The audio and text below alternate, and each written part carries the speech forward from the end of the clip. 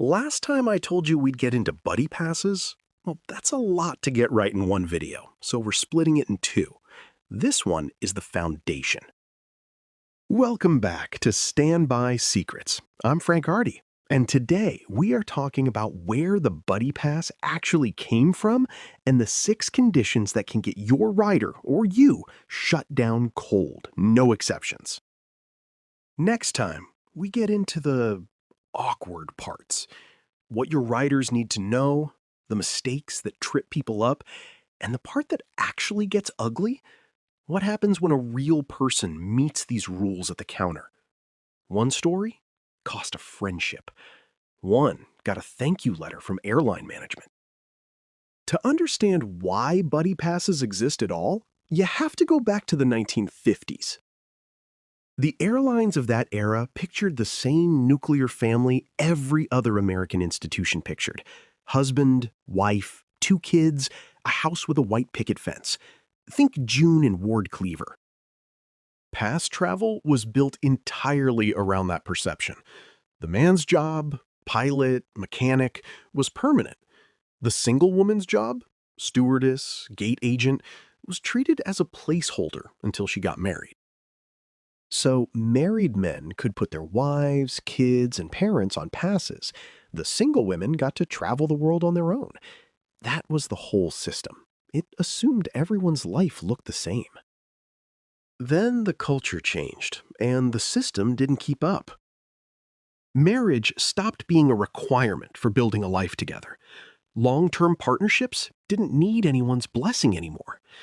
And the airlines, especially the ones based on the West Coast, carriers like PSA, AirCal, Western, Hughes Air West, were the first ones forced to answer for it, often on live television, in cities asking harder questions than the rest of the country was ready to ask. Why can a coworker's wife of 1 year fly on a pass, but a 5-year partner can't? Why can a husband's parents fly, but his in-laws can't? Why can a teenager who dropped out of high school fly to Amsterdam on a pass, while his sister, a grad student, can't come home for winter break? And the one that mattered most: why do married people with kids and living parents get travel passes, while someone single, living alone with no living parents left, can't bring a close friend? The old system had no answer for any of it. Something had to replace it. It was the buddy pass that was the fix, but it's important to understand exactly what it fixed. The old system decided who could fly based on family status. The buddy pass changed that to a simple standard. If you're an eligible employee, you can give a limited number of passes to any qualified person you choose. That solved who could fly. It didn't solve who should. And that's exactly where these next 6 conditions come in. I didn't read about this transition in a book. I lived the tail end of it. I came into this industry through PSA in 1978. Fresh out of the Air Force and grad school, single, living in San Diego. A little after a year, I had a girlfriend up in San Francisco, and the old pass system hit me directly. It wasn't built for what I needed. On my days off, I could always fly north to see her. She could never fly south to see me. The system had a place for a wife. It had no place for a girlfriend. That's not an abstract policy question to me. That's every series of off days for a solid stretch of my late 20s and early 30s. That's the system you're operating inside right now. Every time you hand someone a pass, it didn't come from nowhere, and it wasn't built for you specifically. It was patched together, exception by exception, until it became what you're using today. And that patchwork has conditions. While every airline's language is slightly different, the core list looks like this.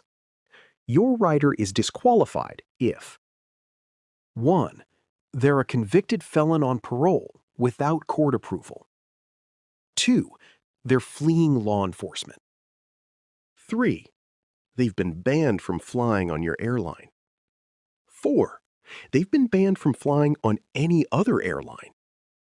5. You, the host, have late or unpaid fees on your account. And 6, any other reason the company wants to invoke. And it's that last one that is doing more work than it looks like. Here's the part nobody explains up front. Buddy passes aren't free, and you don't get unlimited passes to give away. Right now, an eligible employee gets 8 buddy passes a year. That's down from more in years past. Mergers have trimmed it more than once. And here's the catch that trips people up. Every segment counts as one pass. A nonstop one-way is 1 pass. A nonstop round trip is 2 passes. But route through a connection, and that's 2 passes each way, meaning a single round trip with 1 stop on each end can burn 4 of your 8 in one shot. The dollar cost is real, too, and it scales by class. My son recently priced a flight from Philadelphia to London. He's past the age where he counts as a dependent, so he's flying that trip on a buddy pass. Economy ran just over $200. Premium economy pushed past $250. Business jumped to $270. And first, which wasn't even available on that route, so he'd have had to fly out of New York or Miami instead, ran over $300. Compare that to flying immediate family, a spouse, a dependent child, and the service charge disappears completely. The true non-rev standby. $0 on domestic travel and only tax upon international reentry. So a rider on a buddy pass pays the same rate the retiree's spouse's parents would. That's the actual cost of the buddy pass system. It's priced like distant family, not like family. And this cost is exactly why condition 5 on our list matters. If you, the host, have late or unpaid fees, your riders get shut off. Because the rules aren't just about who your rider is, they're about whether you've held up your end of the arrangement too. It's condition 6 where the real judgment calls live. It's how airlines handle someone who's drunk and disruptive before boarding the plane. And it's also where the dress code lives. It's nonspecific on purpose. It's how they can turn someone away for showing up in drag, full goth, biker leather, or beachwear. Or clothing is normalized as sandals, jeans, cutoffs, or halter tops. There's no printed line item for any of that. It all falls under any other reason the company may wish to impose. And that means the standard shifts with the person enforcing it. A gate agent in the Bible Belt and a gate agent at Hollywood Burbank can look at the identical outfit and make 2 different calls, and both of them are right. Rule number 6 was never really about the clothing. It's about whether you look like someone that airline official wants representing their airline in that airport on that day. So that's the buddy pass on paper. The 6 things that can shut it down before your rider ever reaches the gate. And it's hard-fought history. Buddy passes for friends and relatives of retirees feel like the most free-form part of standby pass travel. But the eligibility rules only look arbitrary until you know where they came from. Now you do. But rules on paper are one thing. What happens when a real person meets them at the counter is next time.